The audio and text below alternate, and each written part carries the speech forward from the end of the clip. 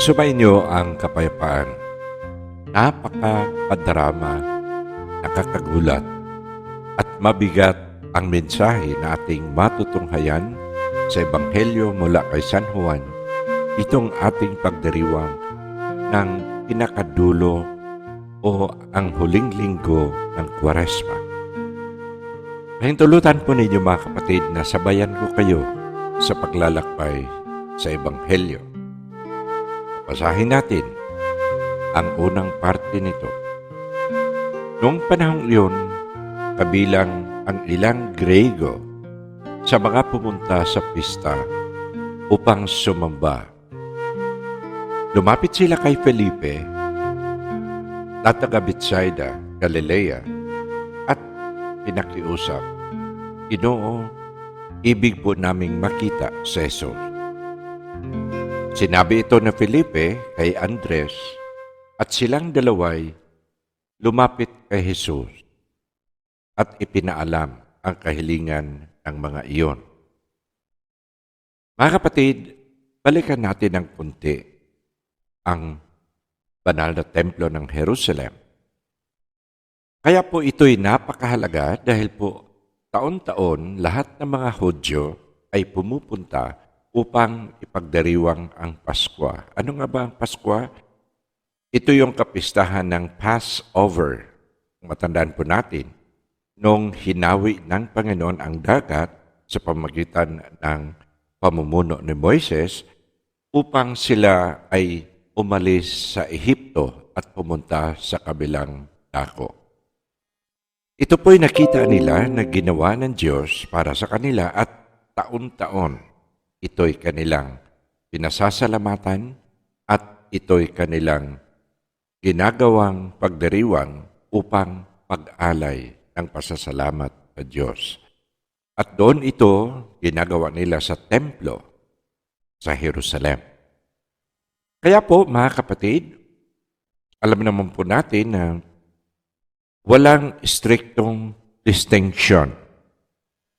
Ang relihiyon, ang politika, ang ekonomiya, para sa mga taong pumupunta, lahat sila ay pumupunta. Ngayon isipin nating mabuti. Kung ang lahat ay nagkakatipon-tipon, ano ang kanilang pinag-uusapan? Ang tsismis ba? Mga kapatid, siyempre pag-uusapan nila ang mga pangyayari sa paligid. At ito po ay walang ibang pag-usapan kundi ang ating Panginoong Hesus, isang taong popular dahil sa mga pinagaling niya, dahil sa mga pinalayas niyang demonyo, at lalong-lalo na sa pagkakataong ito, katatapos lang niya na buhayin muli si Lazaro. So mga kapatid, sa tingin ko ang mga tao ay nag-usap-usap upang si Jesus ay gawing hari. At paano natin ito nalalaman? Now, nais ko pong inyong mapansin na ang mga Hudyo na nagmula sa mga lupain na nagsasalita ng Grego ay nagsusumikap na makipagkita kay Jesus. Ito po para sa akin ay isang bahid politika sa kanilang mga plano o sa kanilang pagtitipon upang si Jesus ay gawing hari. Kaya nung lumapit ang dalawa kay Jesus, ano ang sinabi niya? Sinabi ni Jesus, dumating na ang oras upang parangalan ang anak ng tao. Yes, sabi na. Siguro po, napakaganda ang tunog dito sa kanilang mga tenga. Dahil alam naman nila na kinakailangan nila ang isang hari. Matagal-tagal na rin na nagkaroon sila ng hari katulad ni David o katulad ni Solomon at alam nila na kailangan nilang isang leader upang lubusang palayain ang Jerusalem o ang mga Hudyo. Kaya po, pagkatapos ng maraming kamatayan, dahil nga po sinalakay sila ng Babylonia at maraming namatay, at sila po ay nagkaroon din ng karanasan nung ang Babylonia ay salakayin ng Persya, at ngayon naman sila ngayon ay nasa pamunuan ng mga taga-Roma. So, ibig sabihin, hangad nila at nagnanais sila na magkaroon sila ng bagong leader, bagong hari. Na si Jesus ang magiging bagong David at siya ang magpapalaya sa kanila, mamumuno pang sila'y palayain. Bakit si Jesus? Dahil napansin po nila na si Jesus ay punong-puno ng kapangyarihan at siya po ay punong-puno ng talino at talento upang siya ay itaas bilang hari. Kaya po, siguro, sabihin ng ating Panginoong Hesus na panahon na parangalan ang anak ng tao sa kaibuturan ng kanilang puso, ito na ang kanilang itay. So mga kapatid, ang kanilang hangarin na meron na silang bagong leader. Ngunit, nabigla siguro sila nung ipagpatuloy ang sinasabi ng Panginoong Hesus. Nung sinabi niya, tandaan ninyo, malibang mahulog sa lupa ang butil ng trigo at mamatay, mananatili itong nag-iisa. Ngunit kung mamatay, ito'y mamumunga ng marami. Ano yun? Siguro nagtataka sila, nagtatanong sila, ano yung siya ang magiging hari tapos siya ay nagsasalita tungkol sa kamatayan. Dito makikita po natin na kung babasahin natin ang Ebanghelyo ni San Juan, alamin mo na dapat hindi ka magulat dahil ang sasabihin niya ay ang hindi mga inaasahang sasabihin niya. Paano ito? Ngayong kinikilala siya bilang punong-puno ng kapasidad upang maging pinuno. Kaya nga ho sila ay sumama kay Jesus at lahat ay naniwala sa Kanya dahil tinitingala nila sa Jesus na siya isang tao na maaasahan dahil sa Kanyang kapangyarihan, dahil magaling siyang magsalita at gawin niyang kontrolado ang mga sitwasyon. Kaya po, patandaan po natin, sinabi niya sa hangin at sa dagat, tumahimik kayo, at naging maayos ang kanilang paglalakbay sa dagat. So mga kapatid, dito nakakagulat dahil binabanggit ng ating Panginoon Hesus na siya ay parang binhi o butil na mahulog sa lupa upang mamatay. Sa totoo lang, pinapakilala ng ating Panginoong Hesus ang isa pang pananaw sa buhay at ipinapakita sa kanila na dapat ang buhay ay titingnan ng isang mata ng may pananampalataya at matuklasan ang tunay na kahulugan ng buhay.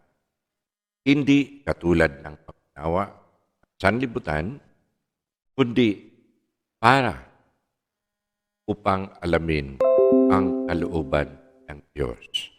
So mga kapatid, ginamit niya ang butil ng trigo. Bakit? Dahil nga po, ang butil ng trigo ay may lamang buhay. Ngunit, ito ay manatiling trigo kung ito'y hindi pagbubukas o mahulog sa lupa upang maging bukas at magkasalamuha sa lupa upang ito'y magiging isang buto na magiging tanim at magiging pagmulan ng maraming bunga. So mga kapatid, ang pagbubukas ng buhay, ito ang simula upang lahat ay magkaroon ng buhay. So dito po marinig natin at mapapakinggan natin ang nasa kaisipan ng ating Diyos. Nung sabihin niya, ang taong lubos na nagpapahalaga sa kanyang buhay ay siyang mawawalan nito. Ngunit ang napupuot sa kanyang buhay sa daigdig na ito ay siyang magkakaroon nito hanggang sa buhay na walang hanggan. Dapat sumunod sa akin ang naglilingkod sa akin. At saan man ako naroon, ay naroon din ang aking lingkod. Pararangalan ng Ama ang sinumang naglilingkod sa akin. So mga kapatid, nakakagulat dahil pinapakita dito ng Panginoon ang isang perspektibo o isang anggulo ng buhay na hindi natin nakikita. Dahil ang atin lang pong alam sa sanlibutan ito ay tungkol sa pagiging popular or fame at pagkakaroon ng kapangyarihan or power at kasama nito upang apihin ang iba o iko-control sila at possessing everything if not all. Ibig sabihin, gusto mong angkinin ang lahat. Kaya po, mga kapatid, sinabi ng ating Panginoon, panahon na upang hatulan ang sanlibutan. Itataboy ngayon sa labas ang pinuno ng sanlibutan, ito. At kung ito'y maitaas na, at kung ako'y maitaas na, ilalapit ko sa akin ang lahat ng tao. So mga kapatid, dito natin matutuklayan na akala natin si Jesus ay palapit na sa kanyang pagkatumba at pagkawala, ngunit ito ang simula ng isang panibagong buhay. Anong ibig sabihin nito?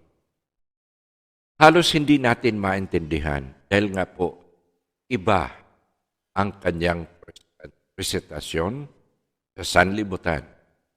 At alam naman po natin, si San Juan ay gumagamit ng sanlibutan na dalawa ang kahulugan.